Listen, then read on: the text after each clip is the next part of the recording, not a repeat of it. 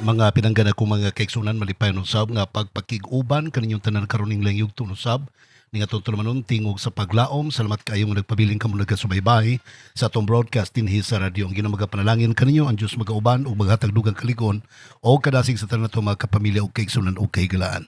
Okay mga pinanggana ko mga kapamilya, atong pagatutukan karon nga to ang suheto sa kini ka TSP kung tingog sa paglaom special edition nga magatagi kini sa pulong sa Dios. Nganan ay kini pinagi sa Sabbath School Quarterly Lesson nga giplastar kini pinagi sa Sabbath School Department of the General Conference of the Seventh-day Adventist Church. Ang suwito nagkanayon, the Sabbath Rest, lesson number 10. Sa lipat na mo parensunan, gusto na ko pibalukan ninyo nga karong adlaw, kauban ko ninyo dinhi sa Digo City, dinhi sa Dawis, at dinhi sa Genro Beach, alang sa usa ka special Thanksgiving anniversary sa LCMFM. Okay, so salamat kayo mga kapamilya gaigsunan magkuyog ta yung tanan sa tema nga nagkanayon, the faith we live in the light of the prophecy. Okay, ang atong pagtuo nga atong gikinabuhian dinhi sa ubos sa kahayag, dinha sa kahayag sa propesya. Okay, so padayon ta mga pinanggana ko mga kapamilya gaigsunan ato ni pagadugukan o karong adlaw ipapawlay sa tanan nato mga kapamilya sa tibok Davao del Sur o sa tanang mga kabahin pa sa maong rehiyon. Okay, sa pagsugod ito dapito na balang espiritu, sa pag-ampo, mag-ampo ta. Dalaygo na mo nga Diyos nga ikaw sa mga langit. Tagang salamat, Ginoo, sa mga panalangin nga ikaw nagapanalangin o nagapakiguban ka na mo. Dalaygo ikaw sa walay katapusan nga nagabubo si mong grasya o kaluoy sa tanang mga naminaw karon. Ginoo kami nangamuyo nga imuhang bendisyonan ang tanang mga nagmasakiton. Ikaw mag-aayaw kanila. Huwag manusab ang tanang mga nagbalatian o naghingalo karon between life and death. Ikaw magabindisyon, magaluwas silang kinabuhi o gimanusab sa tanang mga kaigsuonan nga diin paminaw nini nga putulumanon nagatuon sa imong pulong. Ikaw magabindisyon kay nagkaalam ang langit nun may panglawas o talagsaong panalangin sa ilahang sumala silang panginahanglan. Ikaw magapanalangin unta usab sa tanang mga sponsors, mga donors o tanang mga kawani ng istasyon ay sila kalimti Ginoo. Pasaylo kami sa mga sala, salamat sa pagtubag mo sa mga pagampo kining tanan ang magitugyan kanimo gilauman nga madawat pinagi sa ngalan ni Kristo nga among maluluwas. Amen. Okay mga pinagana ko mga kaigsunan, ato pagadugukan usbon ko the Sabbath Rest. Ang ato ang memory text mga pinanggana ko mga naminaw, 6 days shalt work be done. But on the 7th day is the Sabbath of solemn rest. A holy convocation, you shall do no work on it. It is the Sabbath of the Lord in all your dwellings. Sa inyong tanang mga Pinoyanan. Mga higalag kaigsunan sa ito mga kapanahonan karon, daghang tag mga argumentation nga madunggan or argumento nga madunggan batok sa pagbantay sa adlawng ipapawlay. Di ba tinuod na mga kaigsunan? Madunggan nato nga si Kristo kuno, matod pa nila, may nag-change sa Sabbath to Sunday. O kaha, madunggan po nato mga issues nga si Kristo kuno nag-abolish sa adlawng igpapahulay. O kaha, si San Pablo daw o ang mga apostolis may nag-replace sa 7th-day Sabbath with the Sunday as the new Sabbath in honor sa resurrection ni Jesus Christ. O kaha, madunggan po nato mga kaigsunan sa ato mga katuigan karon sa itong kapanahon karon nga dunay nag-claim nga ang Sabbath o si Jesus mao na ang Sabbath Rest. So we don't need to keep the 7th-day Sabbath kasi Kristo na lang ang adlawng igpapahulay, matod pa nila. Napay ato madunggan karon nga kinahanglan bantayan ang adlawng igpapahulay para requirement sa kaluwasan. So daghan kay mga issues against the Sabbath, diba? Pero unsa man gyud tama nining tanan mga kaigsunan. So we have the Bible and we are thankful to the Lord nga doon natin bala ang kasulatan nga atong mabasa o babasihan nato kung unsay mga punto, mga buoti pasabot nining mga butanga sa atong kinabuhi. Higalag mga pinangga ko mga kaigsunan, una-una atong hisgutan, mahigalag kinigitawag ko rest to remember. The Sabbath is a rest to remember. Second, the Sabbath is a rest to be thankful. Third, the rest to be for everyone. The rest to serve and the rest dedicated to God. Muna ito pagadugukan din hikaron mga pinangga ko mga kaigsunan. Okay, so unahon na to kining punto nga nagkanayon, rest to remember. Sa Exodus chapter 20 verse matod pa, remember the Sabbath day to keep it holy. So what should we remember on the Sabbath? Pag yung kanig remember mga higala sa tapadunay usa ka butang nga nahitabo kani adto nga related ni anang butang that we need to remember, no? Muna yung mga butang presupposes in the history or presupposes history nga something happened in the past nga we need to remember. Okay? So remember the Sabbath day to keep it holy. Why? Remember. Pag ingon sa Dios nga remember the Sabbath day to keep it holy, buti pasabot remember the creation week. That it was commemorated on the Sabbath. Second, remember that you were a slave because the slave mo sa Egypt, giluwas ta mo, that's why you need to keep the Sabbath. So there were two things according to the Israelites nga kinahanglan sila mag-remember sa Sabbath because of creation and because of redemption. Pag ingon nga remember the Sabbath day, according to the Ten Commandments, this is the only commandment nga gisgutan og remember. Nag-start og the verb nga nag-ingon remember. Wala na ingon remember to don't commit adultery, duwa magsultig, remember to obey your parents. No, wala. Only the fourth commandment. Remember. Mapag yun nalimtan, no? Pag ingon remember, mapag yun nalimtan niya. Well explained. Remember the Sabbath day to keep it holy, 60 shall to labor and all their work. So tanan yun kayo baik pagka-explain, the most detailed of explanation ang fourth commandment. Pero mapag yun, dili masabtan. Ambot og ngano kaigsunan. Now, ang mga katawhan sa Israel, yun remember, because you were once created by God, according to Genesis chapter 1 verse 26. Ang tao, mga kaigsunan, gibuhat siya pinasahi. Lahi siya nga pagkabuhat kaya sa ubang mga binuhat sa kalibutan. Special ang tao. So imong makitaan mga higala, that's why remember that you are a special person in creation. Remember po, gitungo sa imong ka-special, you were redeemed by God. Giluwas ka sa Dios. Iha kang gitawag aron ka maluwas. Nagpakamatay siya para kanimo ug kanako. Kay tingali sa ilang panahon kanito, they were under the slavery in Egypt. That's why the Lord said, remember you were slaves. Pero sa ato pong panahon karon mga kaibigan, we were not slaves in Egypt anymore, but we were slaves in something like circumstances in the past of our lives. Like in sinfulness, like in mga habit na to, mga karakter na tong pangit, mga depression, uguban pa, and we were saved. We are saved by God. So, tungod kay naluwas na ta mga kaibigan, the point there is, tungod kay gi-create sa Ginoo, we need to remember the keeping of the Sabbath. Tungod kay giluwas na punta sa Ginoo, we need to remember the keeping of the Sabbath. So kini pala nga pagkapunto nga remember to keep the Sabbath day holy. Buti pasabot, dili requirement for salvation ang Sabbath. Dili siya requirement for salvation. It is an expression of a man after being saved. Because Adam and Eve were not required to keep the Sabbath, or else they will not be created by God. No, they were created first before they kept the Sabbath.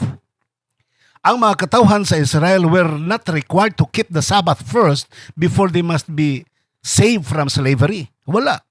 Wala kayo mabasa niya na mga kaigsunan because how can they keep the Sabbath when they were under slavery? Di usaw nila pagbantay sa Sabado kay ilalo man sila sa pagkaulipon. So they were saved first. Giluwas usa sila mga higala bago sila ging nag-remember. You were slaves and I set you free, so you have to keep the Sabbath. Sa ito pa, the mark, the sign of being created by God, the mark, the sign that we are saved by God is the keeping of the Sabbath. Okay? So it's not a requirement of salvation, it is an aftermath expression of salvation. Okay. Now, imo makita og ato masabtan mga kaigsuonan. Now, we should also remember that we are God's own special treasure. Mga tao ta mga kaigsuonan nga ang Dios nagahimo kanatong pinasahi sa atong kinabuhi. So, what should we remember on the Sabbath Monday? Mga butang. Usbon ko, because we were created. Second, we were redeemed by God. Now, next. The Sabbath is a rest to be thankful. We need to be thankful. Why? Sa Deuteronomy chapter 5 verse 15, and remember that you were a slave in the land of Egypt, and the Lord your God brought you out from there by a mighty hand and by on an outstretched arm. Therefore the Lord your God commanded you to keep the Sabbath day. So kung nalipay mo nga naluwas mo gikan sa pagka-ulipon sa Ehipto, then you must keep the Sabbath. Kung nag-thankful manggaling mo nga gihimo mo sa Dios dito sa tanaman sa ilin gilalang mo sa Dios, then you must keep the Sabbath. Kung nag-thankful mo, nagpasalamat mo sa Ginoo nga giluwas mo gikan sa pagkaulipon sa Ehipto, you must be keeping the Sabbath.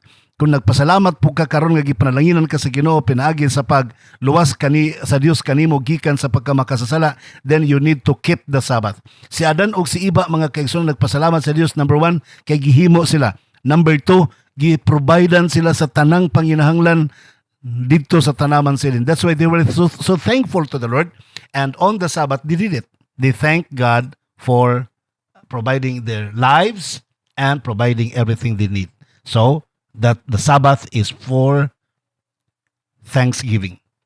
So that's why nga sa Sabado dito magmukmok si man. We need to say thank you, Lord. Thank you, Lord, for the whole week's blessings that I receive, a proof that you are not forsaking me. So thank you, Lord. I'm here to be thankful, and I need to celebrate the Sabbath. The Sabbath is not a burden for everyone. It's a celebration of thankfulness. That's why we always say, Happy Sabbath, Happy Sabbath. We always greet to people, Happy Sabbath. Nga dili magmoro ang atong mga dagoy. Yung kitang Happy Sabbath, we should be thankful and be happy. Okay? Now, therefore you are no longer a slave but a son, and if a son, then an heir of God through Jesus Christ. Galatians 4:7. Ang makataon sa Israel, yes, you have to be thankful because you're no longer a slave. You become now my children. Nahimo na mong akong mga anak na mga lalaki o mga babae. So you have to be thankful. That's why you need to keep the Sabbath. The Sabbath rest is for everyone, not only for the Jews, not only for the Israelites. Mali na nga theology.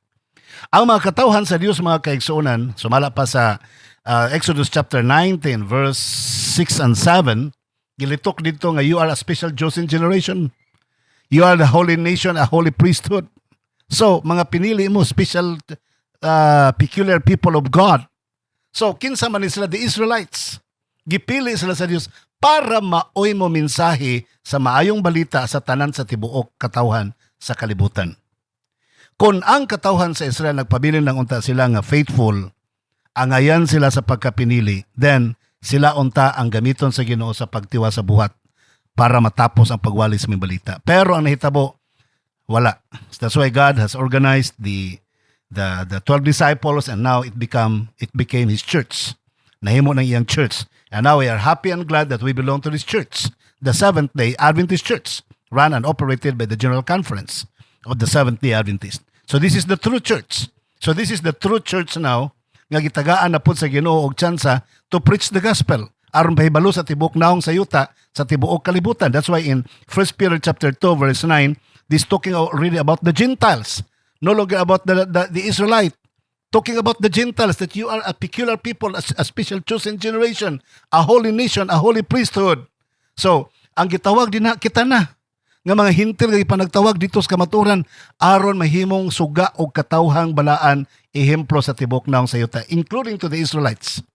So muna nagakahitabo sa atong panahon karon. So according to the commandment, we should treat others with love and respect. Nganuman, ang napulo kasugo dili lang na siya kay para lang sa mga Israelites. Honor their parents, their father and their mother, para na sa tanan. Thou shalt not covet, thou shalt not commit adultery, thou shalt not kill. Para na siya sa tanan, dili kay para na sa mga Hudiyo. Ay kung ina mga Hudiyo re bawal mga bit, ang Hudiyo re bawal mamakak, ang Hudiyo re bawal mapatay. Everybody is prohibited by God because we are God's people, a chosen generation of God. So kitang tanan mga kaigsunan are bound to keep the 10 commandments, including the Sabbath. Apil ang pagbantay sa adlawng igpapahulay. Gani gisulti mga pinangga ko mga kaigsunan nga sa Exodus 23 verse 12, 6 day you shall do your work, and on the 7th day you shall rest. That your ox, your donkey, bisan paganing mga mananap, mga kaigsunan, although we are created higher than the animals and everything is given under our dominion, pero it does not mean that we have to exploit the animals. We have to respect the animals, we have to take good care of the animals, we have to let them rest equally as we rest also on the Sabbath. Diba? And even the son and children of your servants. Bisan imong servant mismo. So dili pagpasabot nga gialaw sa Ginoo na kay ulipon sa inyong balay, then mag-abuse ka. No. On the Sabbath you are reminded that everyone is equal, even equal to the Gentiles, to the people who don't believe yet according to your faith. So katong mga tao nga wa pa motuo sumala sa imong pagtuo, Apil gihapon sila, equal gihapon tang tanan sa ila. So we are thankful to the Lord because the Sabbath is for everyone. Para sa tanan ang Sabbath. Dinhi na to masabtan that everyone is very important to each other and everyone is equal to each other. And we need to love and serve them. That's why also the Sabbath is also called as the rest to serve. This is the time that we need to serve. Jesus Christ came here to earth in order to demonstrate on how to serve people who are in need, even during the Sabbath day. Gani usas mga hinungdan nga si Kristo giakusahan according to John chapter 5 verses 1 to 17, he was accused sa pag-ayaw niya sa paralytic during the Sabbath. Because these people, panahon sa New Testament times, ang mga Pariseo ug mga Eskriba naghimog daghan kayong mga balaod aron mas stricto gyud nila, ma-meet gyud nila ang pagkabalaan sa ilang ipapahulay. Ilang gusto balaanon nila ipapahulay according to their traditions, according to their methods, according to their ways. Wa sila mudawat nga si Kristo may Lord of the Sabbath according to the declaration of Jesus Christ in Mark chapter 2 verse 28. Jesus Christ, the Son of Man, is the Lord even of the Sabbath. Siya mao ang Ginoo bisan pa sa adlaw ng igpapahulay. So, now, what then? Ang Ginoo sa igpapahulay, wala siya mag-condemn sa Sabbath keeping. Wala siya mag-condemn nga Sabbath Sunday na. No, ang iyang gi-condemn ang keeping of the Sabbath kay dito sa mga Pariseo mga Eskriba mali. Di gani mo tambal sa mga masakiton. Dunay one time gani sa kababae nga nagmasakiton, giayon niya sa adlaw sa Sabado, nasuko ang mga Pariseo mga Eskriba. Siya kining bayhana ni anak ni Abraham, kaliwat ni Abraham. Ngano di man ninyo itambalan, sama ra sa gitangtangan ako siya sa gapos sa adlaw igpapahulay para maka-enjoy siya sa Sabbath. Sa tupad the Sabbath is to serve people who are in need. Mao na ang pinaka-importante sa Sabbath. We should not keep from serving others on the Sabbath. On the contrary to the Sabbath is a day for serving others. Jesus held people on Sabbath, although that was against the strict Pharisaic customs about rest. Supak na sa balaod sa mga Pariseo mga Eskriba mahigala ang pag-serve sa uban. Gani, kiinan ni Kristo tong babae mahigalang nagmasigiton. So ought not this woman, being a daughter of Abraham, whom Satan has bound, think of it, for 18 years, be loosed from this bond on the Sabbath day. Luke 13:16. So, matul pa ni Kristo, di ba mo maluoy kining bayhana ni anak o sanis mga anak ni Abraham gagigapo sa yawa sulod sa 18 anyos o karon akong gibuhian sa adlaw ipapahulay, di mo malipay niya na. Let us celebrate. The Lord blessed on the Sabbath. O sa gibot sa Gilos sa Sabado, nagrest, nagpahulay, nagpanalangin. So ang tanang mga katawhan panalanginan sa Dios sa adlaw ipapahulay. Labi na ang mga nagmasigiton tambalan ni Kristo matag adlaw ipapahulay. Kada Sabado, Lucas 4:16, si Kristo naa sa sinaguga, naa sa simbahan. So we need to go to church and meet Jesus Christ on the Sabbath para ayuhon ta physically o spiritually. According to Sister Ellen White sa My Life today, August 15, matod pa niya, according to the fourth commandment, the Sabbath was dedicated to rest and religious worship. All secular employment was to be suspended, but works of mercy and benevolence were in accordance with the purpose of the Lord. They were not to be limited by time or place. To relieve the afflicted, to comfort the sorrowing is a labor of love that does honor to God's holy day. Sumala pa sa fourth commandment, matod pa ni Sister Ellen White, ang Sabado kidedicate para sa relihiyoso nga pagpahulay alang sa pagsimba. Ang tanan nga mga tinawhanon, kalibutanon nga mga buluhaton, panginabuhi, kinanundangon, apan ang buhat sa kaluoy, ang paghatag og kaayuhan sa mga tao, sumala sa katuyuan sa Dios. Kinahanglan dili nimo limitahan sa panahon ug lugar aron ang mga tao ma-relieve, matambalan sila mga kagulanan, ma-comfort sila sa ilang mga balatian. Usa kini kabuhat sa gugma nga diin maoy pagtahod sa Dios sa panahon sa adlawng igpapahulay. So pwede. So we need to rest. The Sabbath is a rest for a dedication to God. Because the Sabbath is dedicated for the Lord. Sa Exodus chapter 31 verse 13, surely my Sabbaths you shall keep, for it is a sign between me and you throughout your generations, that you may know that I am the Lord who sanctifies you. So the Sabbath is a sign. The sign that God has created you. The sign that God has blessed you. The sign that God has sanctified you. The sign that God has redeemed you from sins. That is what the Sabbath is all about. It's a sign. How do you know that you have the sign, the mark of God? If you keep the Sabbath. Banang mingon sila nga, Pastor, unsa man kay mark of the beast? Nga naman si magpangita ng mark of the beast? Aron bakalikay mi sa mark of the beast, you don't need to know specifically on what is the mark of the beast kay para makalikay ka. If your purpose aron makalikay ka, no. Just have the mark of God, the seventh day Sabbath of the week. That is the seventh day of day as the Sabbath, maunay imuhang tamaron, maunay imuhang dawaton, and that is the sign. That is an antidote, total antidote against the mark of the beast. Kay pinagi ni ng adlawng igpapahulay, makaila ka ang ikaw katawhan sa Ginoo, makaila kang ang Dios may nagpabalaan nimo, makaila kang ang Dios may nagpanalangin kanimo, makaila kang ang Dios may nagbuhat kanimo, ang Dios may naglalang kanimo. Higalag mga pinangga ko mga kaigsunan, pamalandunga ka na ninyo, hinuktuki ka na ninyo pag-ayo. Ang balaang kasulatan nagpahinumdom that the Sabbath is a sign between God and us. Okay?